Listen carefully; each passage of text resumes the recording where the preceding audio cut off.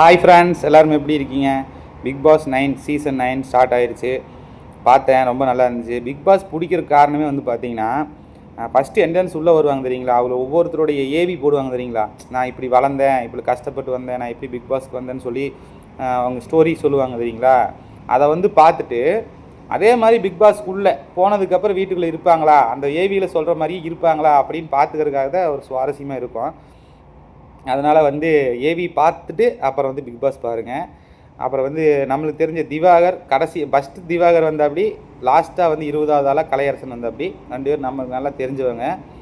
2 பேர் வந்து இப்போ முதல் நாள்லேயே பேசப்படுறக்கூடிய ஆட்களாக மாறிட்டாங்க. என்ன காரணம் பார்த்தீங்கன்னா, காலங்காத்தாலே இன்றைக்கி ஃபஸ்ட்டு டேலேயே வந்து காலங்காத்தாலேயே திவாகர் சண்டை ஆரம்பிச்சிட்டாப்படி.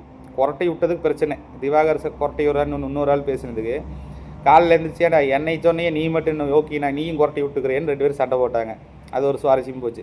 கலையரசன் வந்து அமைதியாகவே இருக்கிறான்னு சொல்லிட்டு எல்லோரும் பேசிக்கிறாங்க.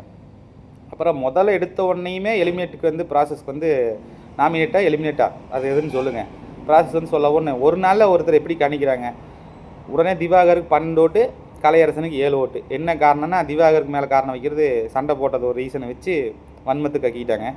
கலையரசன் வந்து சும்மாவே இருக்கிறான்னு சொல்லி ஒரு காரணத்தை சொல்லி ஆரம்பிச்சிட்டாங்க.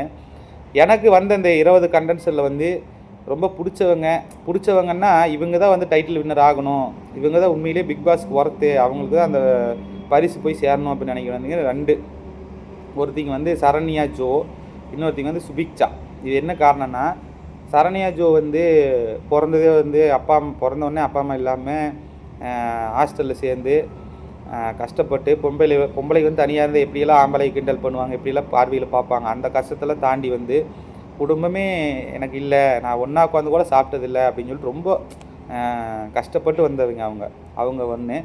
சரண்யா இந்த சுபிக்ஷா வந்து பார்த்திங்கன்னா மீனவர் குடும்பத்தில் பிறந்து முதல் முறையாக வந்து ஒரு பெண் மீன் பிடிக்கிச்சு அந்த குடும்பத்தை வந்து காப்பாற்றி கரை சேர்த்தணும் அப்படின்னு சொல்லி இருந்தவங்க. அவங்க இங்கே வந்திருக்காங்க. எனக்கு இந்த 2 பேரும் ரொம்ப பிடிச்சிருக்கு. போக போக யார் நல்லவங்க யார் கேட்டவங்க தெரியும். சிம்பிளாக நான் ஒரு பிக் பாஸ் நடத்தி முடிச்சிட்டேன் பாருங்க, சொல்லி முடிச்சிட்டேன். மற்றவங்களாம் வந்து நிறைய பேர் இருக்காங்க. அவங்களாம் வந்து இப்போதைக்கு பேசுகிறேன்னா ஒரு நாள் எல்லாத்தையும் எப்படி பேசுகிறது. அதே மாதிரி நான் பேசினேன் அந்த இவங்களாம் வந்து ஏவி ஒரு படமாக வந்து போட்டு தான் எல்லாருமே எடிட்டிங் பண்ணி நிறைய பேர் யூடியூப்பில் போடுறாங்க. நான் ஹாட்ஸ்டாரில் போய் பார்த்தா ஸ்க்ரீன்ஷாட்டும் எடுக்க முடியல, ஸ்க்ரீன் ரெக்கார்டும் பண்ண முடியல. இருந்தாலும் ஏதாவது ஒரு இதில் எடுத்து நான் சின்ன கிளிப்பாக நான் போகிறேன் அடுத்தடுத்த வீடியோவில். நீங்கள் பிக் பாஸில் யார் பார்த்தீங்க, உங்களுடைய கருத்து கணிப்பு என்ன அப்படின்னு கமெண்ட் பாக்ஸில் சொல்லுங்கள். தொடர்ந்து இந்த ஒரு 100 நாள் வீடியோ போடலாமா வேண்டாமா அப்படிங்கிறதையும் நீங்கள் சொல்லுங்கள். அடுத்த டைம் வந்து சூப்பராக வீடியோ எடுப்போம் ஒருத்தருடைய ஃபேஸோட. இப்போ வந்து ஃபோட்டோ தான் போட்டிருக்கேன், அடுத்தது வீடியோவே போட்டுருவோம். ஓகே ஃப்ரெண்ட்ஸ், ஒரு சின்ன வீடியோ அடுத்த வீடியோவில் பார்க்கலாம். பாய்.